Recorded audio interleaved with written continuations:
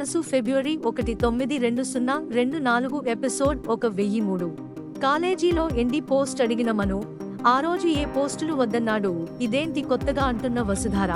గుప్పెడంత్ మనసు ఫిబ్రవరి 1/9/2024 ఎపిసోడ్ 1003. పదండి నేను వస్తాను, మీ బండారం మొత్తం బయట పడిపోతుంది అని మను అంటాడు. రాణి బండారం కూడా బయట పడిపోతుంది, మేము మోసం చేశాం కరెక్టే, నువ్వు 50 కోట్లు ఇచ్చినట్టు మోసం చేశావు కదా అని శైలేంద్ర అంటాడు. అవున్రా, నేను మోసమే చేశాను, ఇక మీదట కూడా అలాగే చేస్తాను అని శైలేంద్ర అంటాడు. అయితే నేను కూడా నీ మోసాలకి చరణ గీతం పాడుతాను అంటూ మను అక్కడి నుంచి వెళ్ళిపోతాడు. కట్ చేస్తే కాలేజీలో స్టాఫ్ అంతా రిషి ఫోటో పెట్టి సంతాపన తెలియజేయాలని పూలదండ తన ఫోటోకి వేయాలనుకుంటారు. వసుధార వచ్చి ఎందుకు ఆ పని చేస్తున్నారు అని అడుగుతుంది. మేడం, ఇన్ని రోజులు మీ మాటకు గౌరవం ఇచ్చి సార్కి సంతాపన కూడా తెలియపరచలేదు, మీరు అదే భ్రామలో ఉన్నారు, ఏమైనా రిషి సార్కి సంతాపన తెలియజేయాలి కదా అని అక్కడ ఉన్న ఒకతను అంటాడు. నాది భ్రమ కాదు, రిషి సార్ నిజంగానే బ్రతికే ఉన్నాడు, ఎక్కడో అక్కడ అని వసుధార అంటుంది.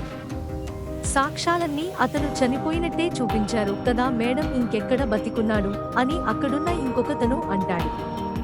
మీరేమైనా అనండి మేడం, ఈరోజు మేము సార్కి సంతాపన తెలపాల్సిందే అంటూ ఆ ఫోటోకి దండ వేయబోతూ ఉండగా మను వచ్చి అతని చేయి పట్టుకుంటాడు. మనుని చూసి ఆశ్చర్యపోతుంది వసుధార. మీ ఎండి గారికి ఇష్టం లేని పని ఎందుకు చేస్తున్నారు అని మను అడుగుతాడు. సార్ చచ్చిపోయి చాలా రోజులవుతుంది కదా సార్ అని వాళ్ళు అంటారు.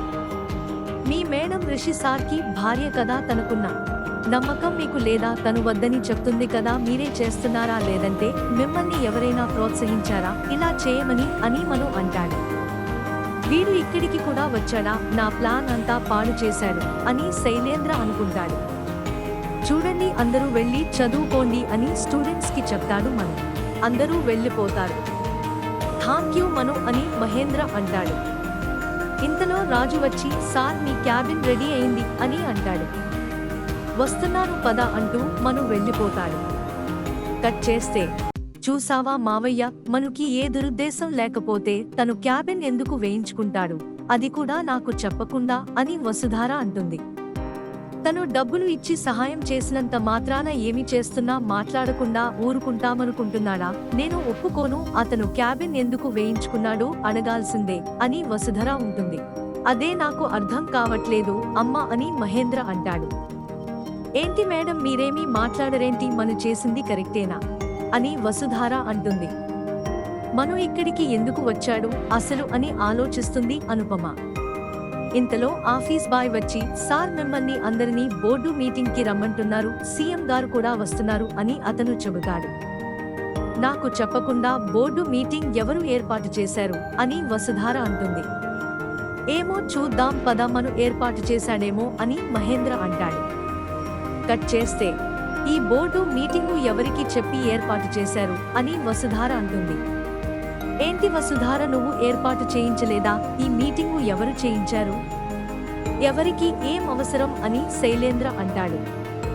మను చేయించాడు అని రాజు అంటాడు. ఇంతలో మను మహేంద్ర వాళ్ళ సార్ అందరూ వచ్చి కూర్చుంటారు. సార్ ఇంత సడన్ గా బోర్డు మీటింగ్ ఏర్పాటు చేయడానికి గల కారణం ఏంటి అని శైలేంద్ర అంటాడు. ఈ బోర్డు మీటింగు మను ఏర్పాటు చేయించాడు, తను ఏమనుకుంటున్నాడో మీకు అందరికీ తెలియాలి కదా అని వాళ్ళ సార్ అంటాడు. ఇదేంటి సార్, కాలేజీకి డబ్బులు కట్టిన తర్వాత నాకు ఈ కాలేజ్ అవసరం లేదు, ఏ పోస్ట్ అవసరం లేదు, మీరే రన్ చేసుకోండి అన్నాడు కదా, మళ్ళీ ఇదేంటి కొత్తగా అని వసుధార అంటుంది. ఎండి గారు క్వశ్చన్ వేస్తున్నారు కదా చెప్పండి అని శైలేంద్ర అంటాడు. మనం చెప్పేది ఏంటంటే ఈ కాలేజీలో బోర్డు మెంబర్ గా తను కూడా ఉంటాను అంటున్నాడు అని వాళ్ళ సార్ అంటాడు. అదేంటి సార్, ఆ రోజు ఏ పోస్టులు అవసరం లేదు, డబ్బు కూడా ఇవ్వాల్సిన అవసరం లేదన్నాడు, ఇప్పుడు మళ్ళీ డైరెక్టర్ పోస్ట్ ఎందుకు అడుగుతున్నాడు అని శైలేంద్ర అంటాడు. మను సమాధానం చెప్పు, ఎందుకు మౌనంగా ఉంటున్నావు అని మహేంద్ర అంటాడు. కాలేజీకి డబ్బులు కట్టే వెళదాము అనుకున్నాను సార్, కానీ కొన్ని గుంట నక్కలు కాలేజీని నాశనం చేయాలని ఎదురు చూస్తున్నాయి, అందుకే కాలేజీకి డైరెక్టర్గా నాకు అవకాశం కావాలంటున్నాను, వాటి ఆట కట్టించడానికి నేను ఇక్కడే ఉండాలి అని మను అంటాడు. ఆ గుంట నక్క శైలేంద్రని మను తెలుసుకున్నాడా ఇలా మాట్లాడుతున్నాడు అని మహేంద్ర అనుకుంటాడు. తను అడిగిన దాంట్లో తప్పేమీ లేదు కదా, ఈ కాలేజీ కోసమే వచ్చాడు అని వాళ్ళ సార్ అంటాడు. ఈ కాలేజీలో చాలా మంది విద్యార్థులు ఉన్నారు. వాళ్ళందరూ రిషి సార్ లాగా మంచిగా చదువుకొని ఉన్నత స్థాయికి ఎదగాలి అంటే ఈ కాలేజీని సక్రమంగా నడిపించే డైరెక్టర్ అవసరం. అందుకే నేను ఈ కాలేజీకి బోర్డ్ మెంబర్గా ఉంటున్నాను అని మను అంటాడు. వీడు ఇక్కడికి కూడా వచ్చి నా ఆశల్ని పాడు చేస్తాడా ఏంటి అని శైలేంద్ర